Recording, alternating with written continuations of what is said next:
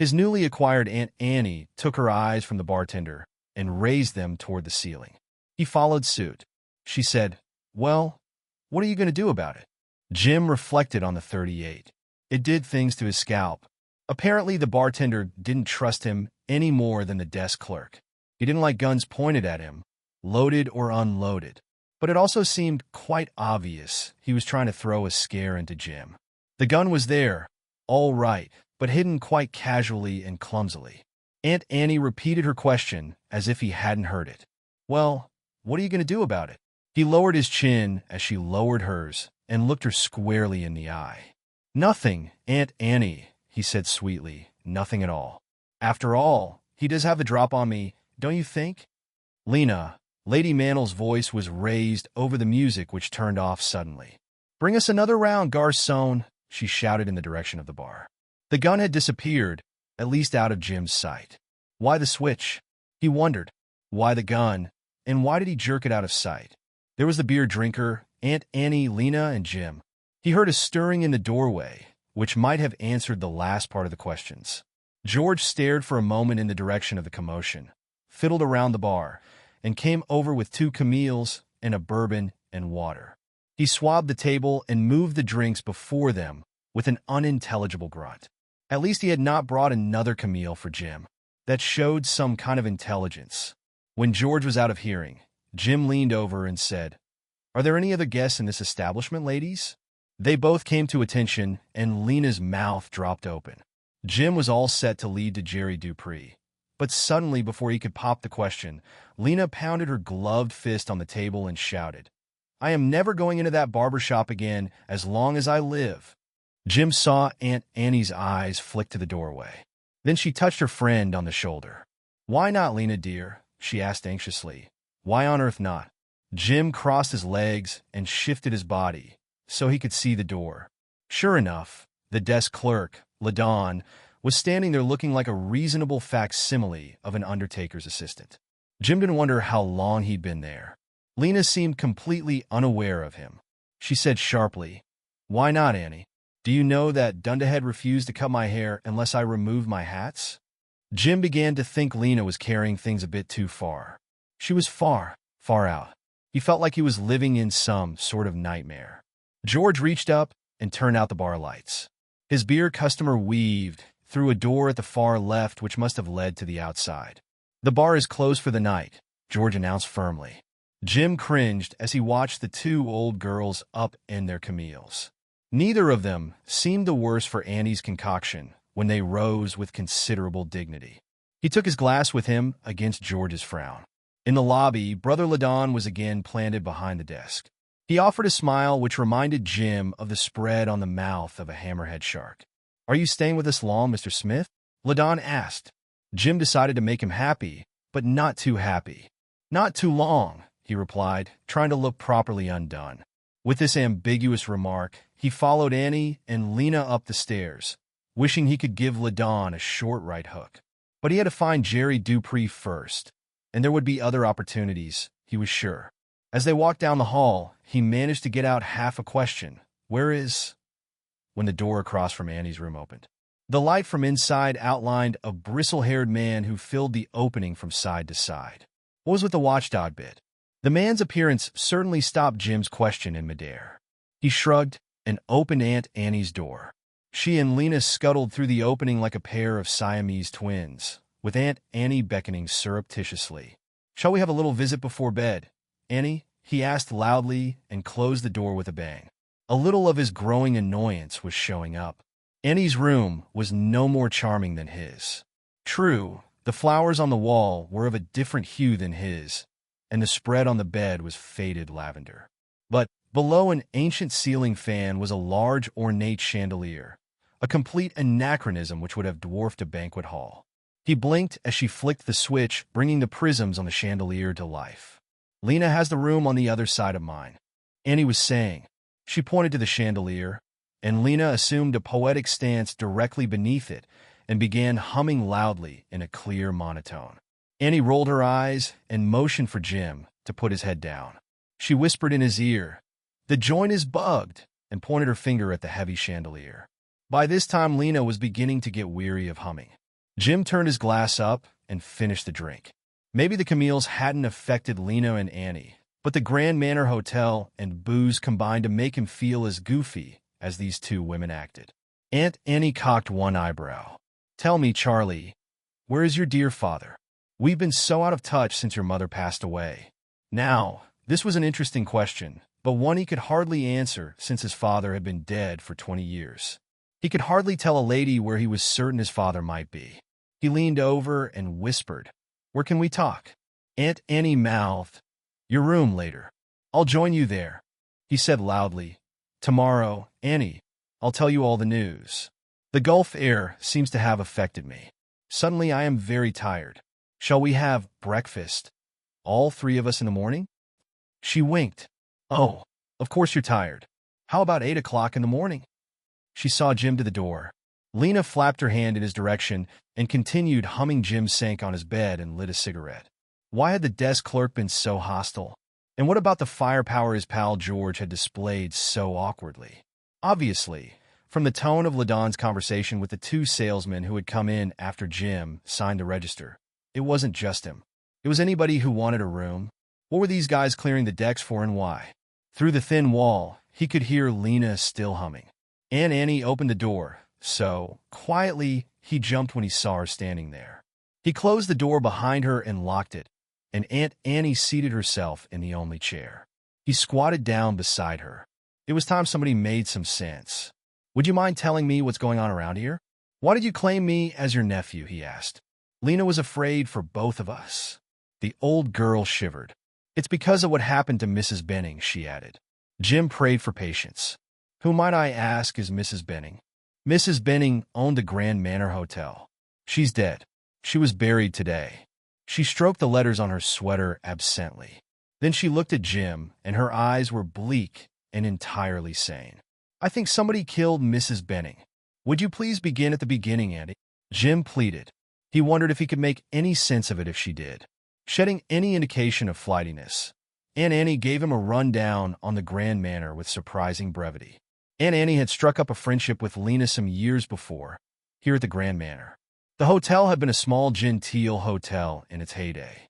Lena had lived at the hotel and commuted to Gulfport when she was teaching. Aunt Annie was also a retired teacher from Detroit when she headed south. So, she and Lena had much in common. Jim suspected a leaning toward Camille's. Then Aunt Annie, being the more cosmopolitan of the two, drifted about the country for several years. A week before, she returned to the Grand Manor to find the hotel sadly deteriorated. Lena was the only guest, Aunt Annie said, shaking her head. The old desk clerk was gone, and Mr. LaDon seemed reluctant to register me until Lena intervened.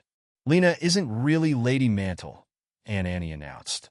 This hardly surprised him, but Jim just squatted there patiently waiting for her to go on.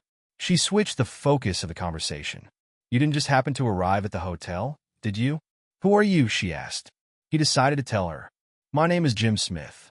I came here to find Jerry Dupree. He's short and fat and wears glasses. Do you know if he is in the hotel?" She cocked an eyebrow at Jim and nodded. "Of course. He is upstairs in the room over mine.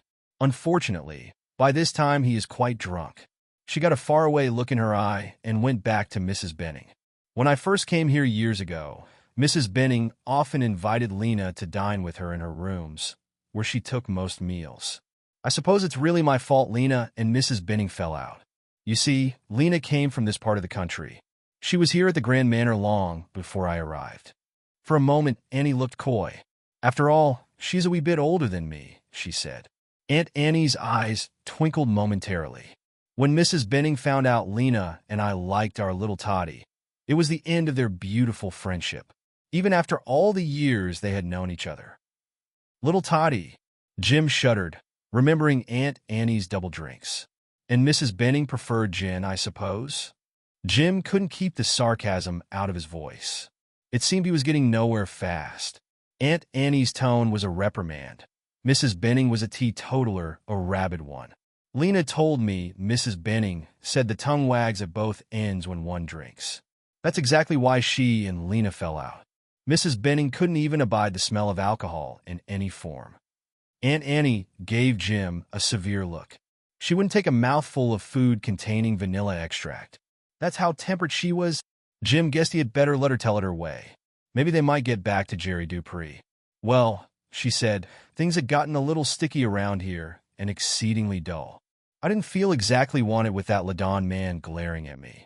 Lena finally suggested we go somewhere else. Lena has always been most kind. She stared into space, and Jim felt as if she were wandering into the attributes of her nutty friend. She did. You know, I have always felt Mrs. Benning could be quite spiteful at times. It must have hurt Lena's feelings, although she never said so. What do you mean, spiteful? Actually, I think the woman was a bit unhinged. She wouldn't let anyone in her room all day. Lately, at night, she had the bellboy drive her out in the country and didn't come back until after we had gone to bed. Aunt Annie frowned. If she ever came through the lobby, she passed by us with her nose in the air. Recently, Lena tried to speak to her several times, but the woman looked right at her and simply raised her eyebrows. Aunt Annie folded her hands primly in her lap. Yesterday, Mr. Ladon told us Mrs. Benning had succumbed in her sleep. Aunt Annie unfolded her hands. I might add, the woman seemed as rugged as an ox. Jim wondered wearily when the conversation would get to Jerry Dupree. It did quickly. Aunt Annie went on. And then, this morning I just happened to be in the post office. It's in a corner of the drugstore, you know. Mrs. Anderson, who has a fax machine, called the hotel after receiving a fax. She has one of those resonant voices, so I could barely keep from hearing the message. It was to Mrs. Benning from the Dupree person, apparently Mr. Ladon took the message as there are no phones in the rooms. Aunt Annie closed her eyes. It said, arrived by limousine from New Orleans this morning. It was signed Jerry. Aunt Annie opened her eyes and frowned. I was in the front parking lot of the Grand Manor when Jerry arrived. Oh boy, Jim thought, Miss Nosy herself. And why did you take it upon yourself to meet the limo? She caught his tone, and her voice grew crisp. I met the limo, Mr. Smith, because Mrs. Benning was dead when the fax came in. It was the only decent thing I could do. After all, Mr. Dupree was her nephew. How would you like to have that Ladon person tell you your aunt was dead? She had a point. Jim could think of nothing he would have liked the desk clerk to tell him except goodbye. I'm sorry, he conceded, and she went on. Mr. Dupree seemed stunned when I told him. But he also was more surprised Mr. Ladon was the manager of the hotel. She sighed. I don't like Mr. Dupree any more than I liked his aunt, even if she is dead. Not knowing the late lamented Mrs. Benning, Jim couldn't agree with her. But on Jerry Dupree, he could go along. Dupree was hardly a charmer. Aunt Annie tucked a strand of white hair into the flat bun at the back of her neck. When Dupree checked in, Mr. Ladon told Mr. Dupree he didn't know a thing about any facts. You may as well know, Mr. Ladon seldom leaves the desk. He even sleeps on a cot in a small room behind it. Also, he told Mr. Dupree he had just fired the bellboy who had probably taken the wire. She arched her brows. The only bellboy in the place, and Dupree should have known it, is the fat one who has been here for years. Aunt Annie continued. Ladon told Dupree Mrs. Benning's remains were at the local undertaker's in a sealed casket. He apologized, saying he had taken care of arrangements because he had no idea she had any living relatives. Jim lit a cigarette. How did all this strike Dupree? Well, he did seem shocked, but Ladon was most sympathetic. He even produced a bottle of scotch. Compliments of the house. This was after Dupree indicated he did not share his late aunt's views on temperance. They arranged to have the funeral tomorrow. That was the last I saw of Dupree. Ladon was worried, though. Only a fool could miss his reaction. By this time, Jim was sure Aunt Annie was anything but a fool. So, she went on, while Lena and I were taking our walk this afternoon, we decided to stop by. Stop by where? He wasn't following her. Well, it was my idea. Lena didn't want to go. She tried to talk me out of it.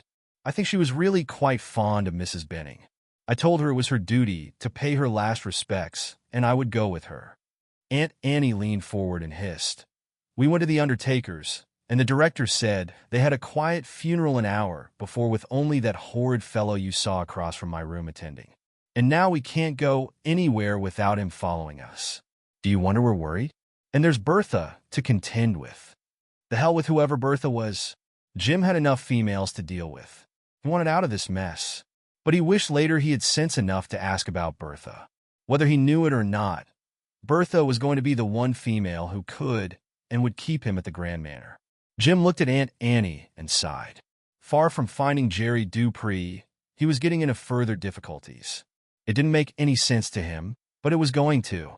He took Aunt Annie by the hand and led her to the door. "Do you remember Duperry's room number?" She nodded. 328. The room over mine.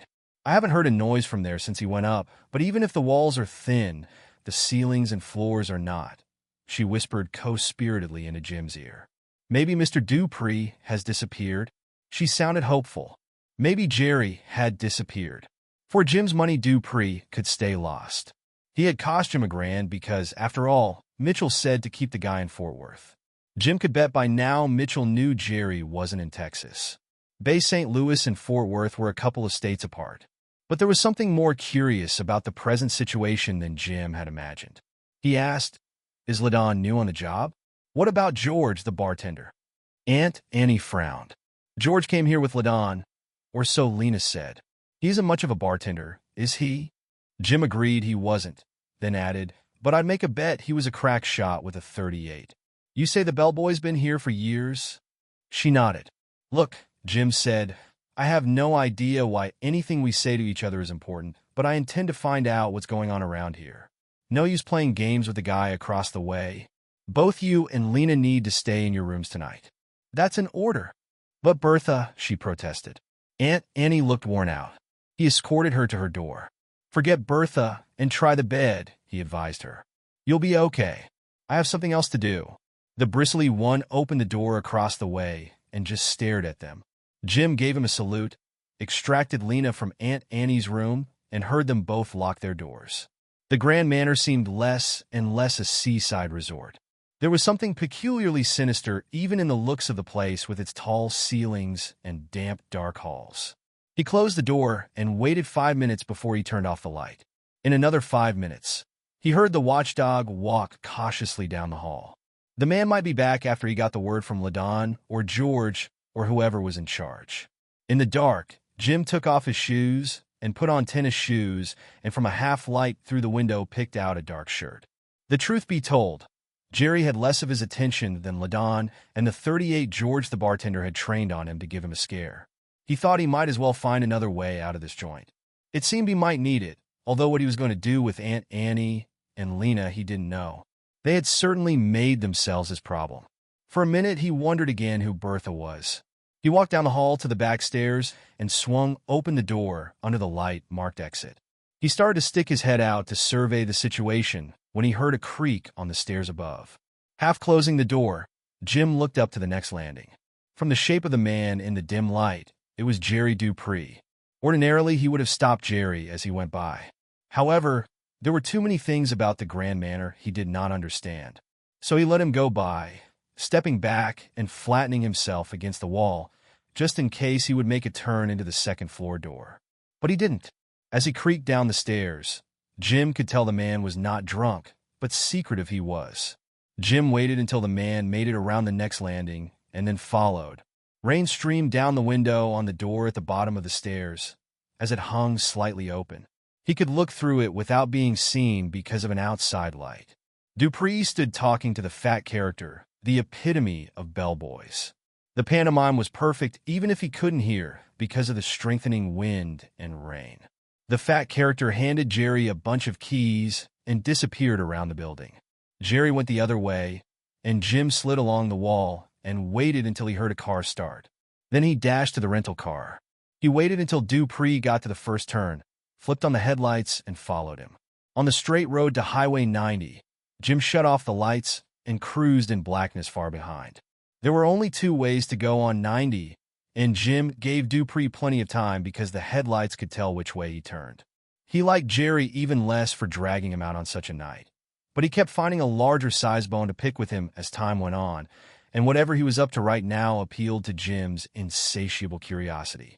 Jerry turned left on 90, heading toward New Orleans. 1 car bore down on him. Jim turned in back of it and switched on his lights. He kept his eyes on Duperry's car and followed at a somewhat lesser speed, even when the car ahead passed Dupree and finally disappeared from view. Several more cars passed both of them. Jim was beginning to wonder if Jerry had a little high life in New Orleans in mind when the car slowed and turned right. Where he was going, Jim didn't have any idea, but he pulled off on the shoulder of 90 and waited. The side road Dupree took didn't look too inviting. However, after a few minutes, Jim turned right and followed. He could see the lights far ahead on a straight, sandy road. Then the lights turned to the left. Jim turned off his lights and drove slowly, trying to keep in mind how far it was before the turn. The road was a dilly, the original of the corduroy roads, and it was a good thing it ran straight as far as it did. Jim could hardly see, but he could feel the encroachment of tall, thick pines on either side of the road. Then, as the road turned slightly left, it was open ground for probably a quarter of a mile. When he saw Jerry's lights, he stopped the car and squinted into darkness and rain. There were no houses with lights, and there were no lights anywhere because Jerry's lights suddenly turned off. For a moment, the rain paused. To his left, along the glitter of a man-made canal revealed by half a moon that scudded out and then quickly into a cloud, he saw a sandy single-track path almost hidden by marsh grass. He drove the car a bit further down the main road from the highway, far enough so it couldn't be seen from the side road in case Dupree decided to leave suddenly. Jim had been a lot of places, but there was a feeling about this particular spot that made him uneasy. Here he was a mile or so from a main highway which crossed the southernmost part of the United States with a full complement of traffic day and night, and there were no houses, no signs of humanity, except for a deserted subdivision, Jerry, and his own damned curiosity, and more rain. It was as if somebody had turned the sky upside down. But there was no wind. The rain came straight down. It was hot and humid, but he shivered as he crawled out of the car and closed the door quickly. After a couple of brushes with prickly palmettos, he came upon the side road and trudged down it in the direction Jerry had parked his car. Already soaking wet, he felt the rain run down his back as he sloughed through an inch of water. It didn't make him any happier with Jerry. If this was his idea of celebrating his aunt's death, it didn't appeal to Jim. He was almost on Duperry's car before he saw it outlined in a flash of lightning. The darkness worked both ways because Dupree couldn't see him either. He stepped to the side of the road and peered into the darkness. He saw the light, obviously a flashlight from the way it moved, about 60 yards ahead and 50 feet to the left of the road. He squatted down on his haunches, wishing he had a cigarette, and watching the light move. It moved in a square which seemed most odd. Dupree seemed to be searching for something, but from the frantic sweeping of the flashlight beam, he was not successful. Dupree returned to his car, switching off the flashlight as he opened the door. Jim scrambled past several tall pines and flattened out on the ground, which was unwholesomely soggy. He silently cursed Jerry unmercifully. Of course, he was only talking about himself for following Dupree to this godforsaken place. Dupree reached inside the car and then lit a cigarette. Jim could see him plainly, because for a long time Dupree sat on the edge of the car seat, ignoring the rain, shielding the cigarette with the car roof, and leaning back now and again to take a drag. He seemed to be staring into the direction from which he had come. Wallowing in water, Jim wished Dupree would start the ignition and get the hell out of there. His wish came true. All of a sudden, Dupree retreated into the car, slammed the door, and switched on the ignition. There was something of fright in the way he backed up across the road, spun his wheels in the sand, and turned around. Jim was glad it wasn't his car Dupree was driving. Straightening it out, Dupree took off, bumping down the road at about 50, which was too fast for this kind of road. Jim watched until he was out of sight, got to his feet, took out his flashlight, and walked in the general direction of the place where Dupree had been searching. The flashlight beam was straight ahead about 3 feet off the ground, so he didn't get a load of the fence. Falling flat on his face, he growled a curse before he found the flashlight turned face into the mud. Right next to it was a grave marker. If he had cracked his head on it, he might still be there. He flashed his light around a small 25-foot square graveyard. Once it had been surrounded by a fence, but it was part up and part down, mostly the latter. Maybe the graveyard was originally well populated, but not now. There was a cross in one corner, and another cockeyed grave marker in the middle, and pine needles all over the place. Turning the light on the grave markers, he could see nothing but 2 simple stone crosses. If there had been any markings, they were long since gone. The ground around the markers was rich and black. Jerry Dupree was never his favorite person, but he conceded he was not stupid. Jim had to give this graveyard business a couple of thoughts. But at the moment, he felt he could do better with the thoughts back in his car. Again, as he sloshed back down the road, he marveled while he was a little more than a mile off Highway 90. He felt as if he were in a strange, remote world. He didn't like the feeling at all. For a long time, he sat in the car, smoking one cigarette after another, watching patches of low fog billow along the road in the car lights. Jerry was up to something with determination. With equal determination, he was going to find out about it. But now he decided he would rather be back in the hotel and in bed. This had been a long day, and he needed a little shut-eye. He backed the car into the side road and headed to the highway. There was traffic, but he was glad for the company. People around him took the strangeness off his trek to the graveyard. When he left the highway and took the coast road to the Grand Manor, he felt almost human.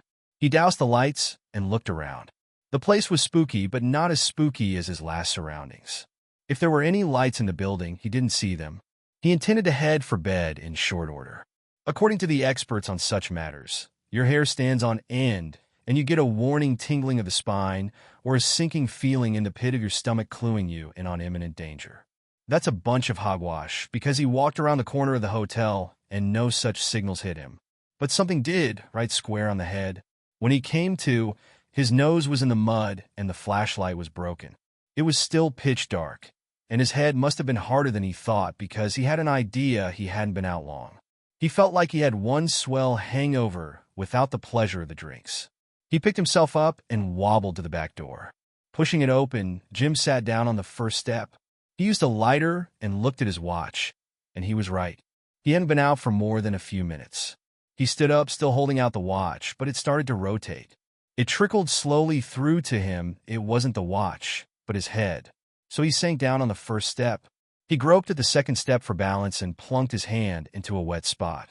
Well, it was wet as opposed to dry, but it was sticky. Even in his befuddled state, it didn't occur to him it was jelly. Another flick of the lighter said it was red, but it wasn't jelly. It was blood and a pretty good-sized puddle. He shook some sense into his head and raised the lighter. There was a trail all the way up the stairs. He held his hand out to keep his blood-stained fingers off the wall and eased up the side of the staircase. At the second floor, he could see the puddles went on to the third. On the top landing, a dim light appeared from under the third-floor door. He guessed he was sort of a nut to go on up there, but at least he had his revolver. The guy who conked him had not bothered to take it. There were no inside noises, no creaks, just absolute and somewhat discomforting silence. And there was blood, but less of it than on the stairs. Somebody seemed to have started running out of whatever it is that keeps us going. Jim opened the door and saw nothing but the threadbare carpet in the third-floor hall. Walking quietly to the entrance from the front stairs, he started counting doors on Aunt Annie's side of the building. The light was too dim to show any numbers, and light he didn't need. Dupree's room was right over Aunt Annie's, so she said. Jim stood in front of the door for a minute and listened. There wasn't even a snore if Jerry had time to hit the sack. In fact, it was deadly quiet, and he didn't like the sound of the adverb that came to mind. He turned the knob and pushed. The door opened. He didn't turn on the light, but he didn't have to. Even the dim light from the hall was enough to show the bed. On it was a hulk of a body. It couldn't have been anything else. From the size and shape, he guessed he was saying goodbye to Jerry Dupree. There was a whisper of a sound, like a sleeve scraping the wall. At least he had sense enough not to go into the room. He ducked and took off down the hall in record time. Jim went down the front stairs, took a quick look at Lena and Aunt Annie's doors, slipped into his room, and locked the door behind. He put a wooden chair under the knob just for fun. He had a lot of thinking to do, but he needed a drink, and he needed to do his thinking dry. Without turning on the light, he groped for the bottle and took a long drink. He toweled his hair dry, wincing as he crossed the sore spot, pulled off his clothes, and stretched out on the bed. The bed was almost as uncomfortable as he had imagined. The guy on the bed upstairs didn't bother him too much. From his acquaintance with him, he wondered how Derpy had lived so long. He supposed he could have rushed out through the downpour to announce the demise to the local police. It was most unethical not to do so. However, the body would keep.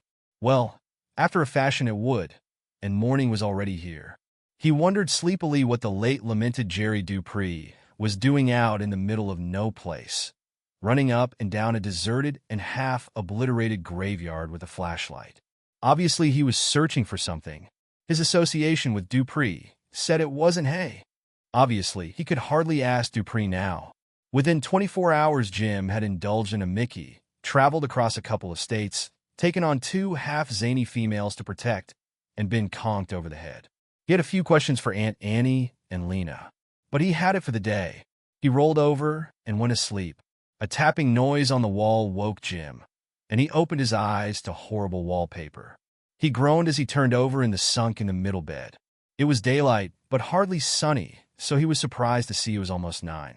He didn't have to review the past hours. They came in a rush. The wheels started going around, from Mrs. Benning to Jerry and the graveyard.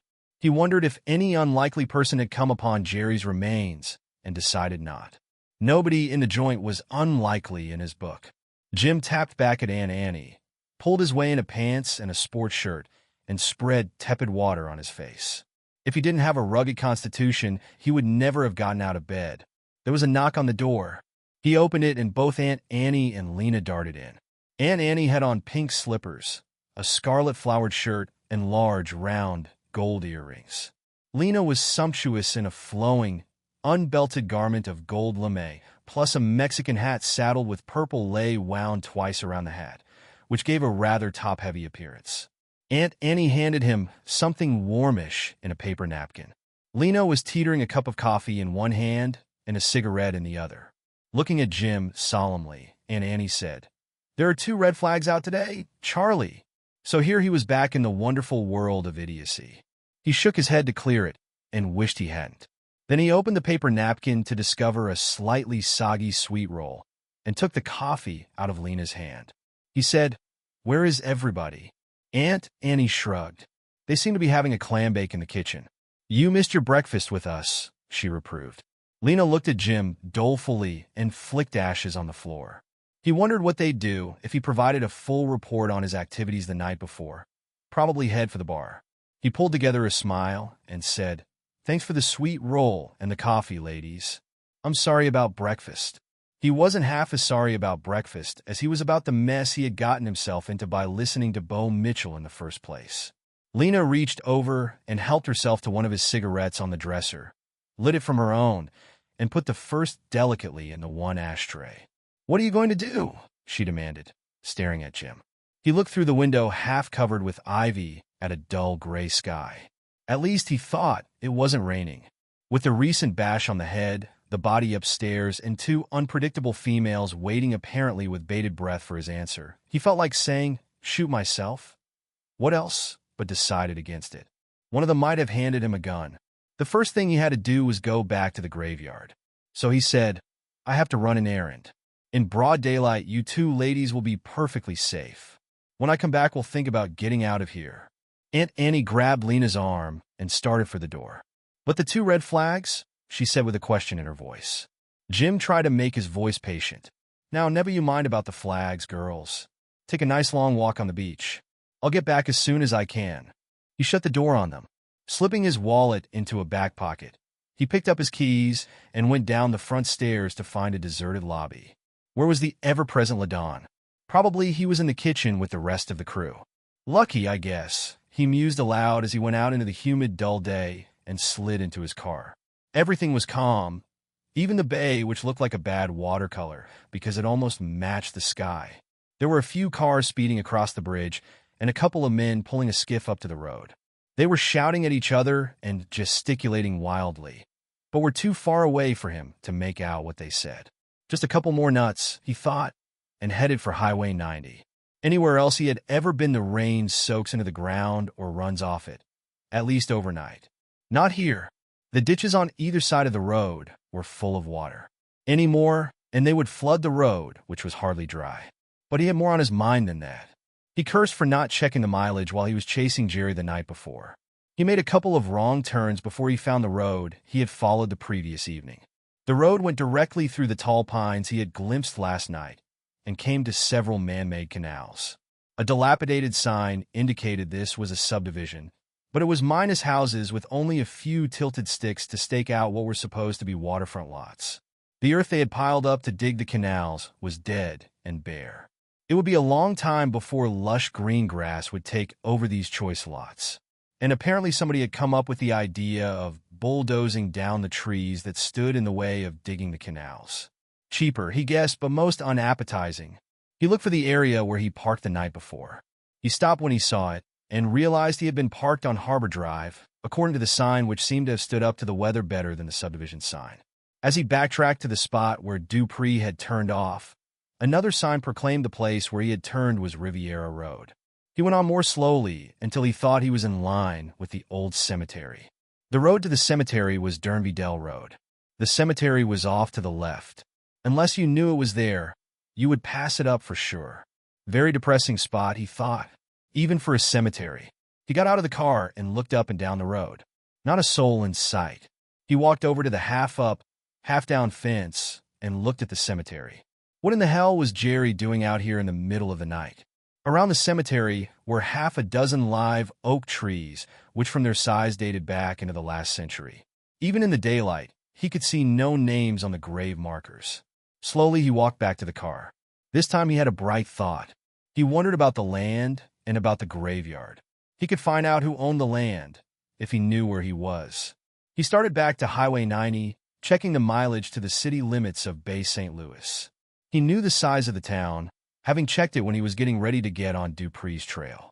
So, it had to be big enough for a courthouse. A green and white sign said Business District to the right of the highway. He turned down a straight stretch of asphalt, and sure enough, the street sign said Main Street. Main Street seemed a likely place for a courthouse. But the first few blocks didn't give much of an idea of the city. Just some more pines, until he came to a ballpark on the right side of the narrow road. This was encouraging. Houses were straggling out on both sides of the street, and he stopped before a house where a man was struggling to carry a large sheet of plywood through a gate. "Can you tell me where the courthouse is, sir?" he asked pleasantly enough. The man rested one corner of the plywood on the ground and frowned at him. "The flags is up," he said belligerently.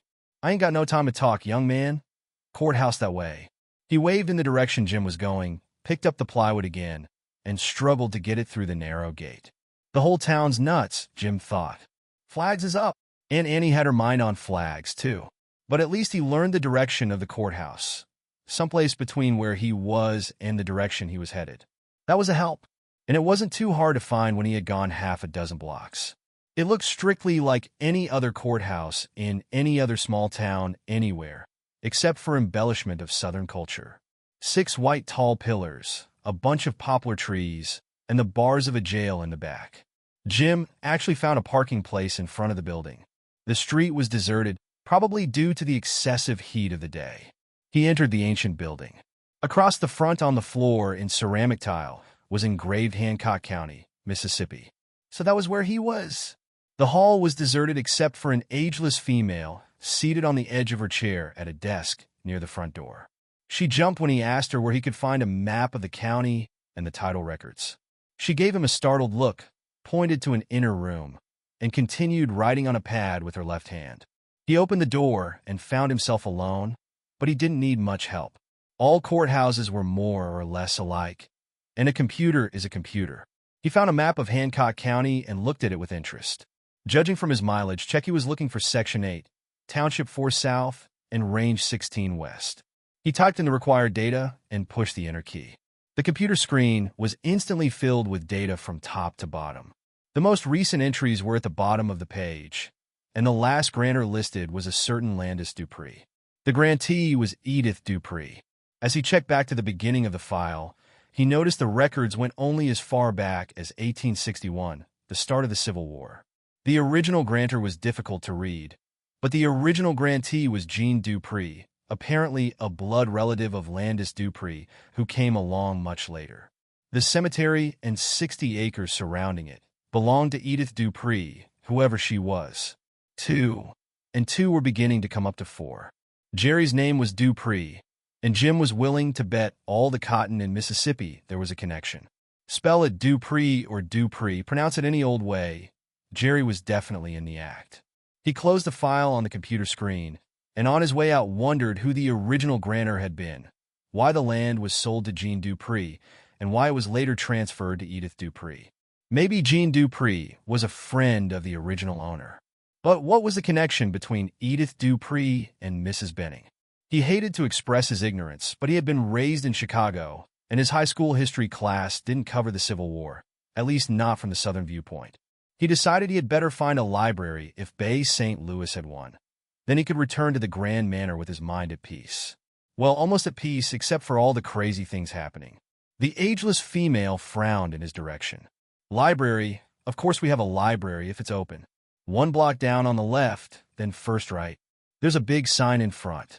The implication was not overlooked as he left. Apparently she didn't like his accent, didn't like men, or just didn't like anything or anyone. An old house with a huge library sign in front popped up just where it should have. A few books were in the bay window at his left, and inside he could see a shaded light spilling 60 watts onto some beautiful chestnut hair. The door jingled as he entered, and a woman rose to meet him. The sign on her desk said, Mrs. Wharton, which switched off his mind. He didn't go for married dames. A wad of hair done up neatly on top of her head was complemented by dark blue eyes and an uncompromising mouth. She said, yes, and looked at him as if he were interfering with her non-existent work schedule. The emptiness of her desk said so. However, he could see a paperback novel stuck in the half-open top drawer, so maybe he was interfering. He went into his charm school act, giving her a most amiable smile. I am, he announced modestly, an author. I am looking for background material on Hancock County, legendary stuff, something which might appeal to everyone. This is to be a historical novel, he added hastily. She looked at him coldly. Precisely what legend are you looking up in what era? Oh boy, she'd been reading up on how to be a librarian, or maybe she hadn't been in the business long. He started over. You have a Mississippi history shelf? He asked, looking about the neatly tagged rows of books. She moved regally to a shelf nearest the door.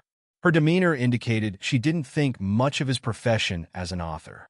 Here are the books on Southern history, going back as far as the Civil War. Apparently she too had caught the Yankee accent, and from the tone in her voice, she thought he must have caused the Civil War personally. And general information which may help you, she added. Her voice intimated she didn't think there was anything that could help him, but she stared at him curiously. Jim didn't think he was such an oddity. Then she insisted. Can I help you find any particular thing? Sure, he thought. Why don't you give me the pitch on that abandoned graveyard in Section 8, Township 4 South, and Range 16 West, if you know it's there, and I bet you don't. Then she said in a compromising soft voice, the legends about this county have been overexploited for years, Mr. Smith, he said hastily, knowing she didn't believe him, and feeling like a heel for interrupting her paperback reading in the first place. He sounded properly apologetic, but turned his head so he could read the title of her book in the drawer. He wanted to laugh. Shame on you, Mrs. Wharton, he said to himself, and found her blushing when she caught his look at the title. She slammed the drawer. Jim grinned at her. Very well, Mr. Smith, she dismissed him. Let me know if I can be of any assistance to you. She abandoned the paperback and drew a sheaf of papers from the files, looking very professional. So here he was with a couple of dozen books on Southern and Civil War history and almost no place to start. He decided to start at the beginning by searching the indices at the back. He was suddenly interrupted by Mrs. Wharton standing over him with her hands on her hips. She smelled nice, and she had a certain look not given to married females. Do you want a card? She asked. A library card, she explained when he looked blank. He thought about it and nodded. She pulled a card from her pocket and put it down on the table. What is your first name, Mr. Smith, and where are you staying? Perhaps he was wrong about his first appraisal. All he could see now were fantastically long eyelashes. He might as well go along with Charlie. He gave her that and the Grand Manor, and she said, as an author, how do you feel about Artran Brands hitting the bestseller list with his Never the Day? Her eyes widened in question. Jim had never heard of Artran, what's his name, or his book, but he decided to be obliging. Now there's a book, he exclaimed. His reply stemmed back to when he was obliged to look at somebody's baby and having not the least idea whether it was male or female. He decided the safest thing to say was, now there's a baby. Mrs. Wharton nodded, apparently unable to match his remark. The telephone rang loudly. She picked it up and announced importantly, Bay St. Louis Library, Mrs. Wharton. Then her voice changed. She sounded quite rattled. Yes, yes. I'll close up now. I didn't have any idea, Mayor Boggs. Thank you. She started locking drawers, looking flustered but suddenly prettier and more human. Mr. Smith, she said, the flags are up. She slammed the middle door shut and added, I have to close. More flags. What do you mean the flags are up? Everybody's got flags on their mind. What's with all the flags? Her eyes got wide. It's Bertha, she gasped. That's what it is. Bertha, Jim repeated. Here we go again. Who is Bertha? She looked at him with exasperation. Bertha is a Category 3 hurricane, Mrs. Wharton replied. She's headed right at us. The flags are hurricane flags.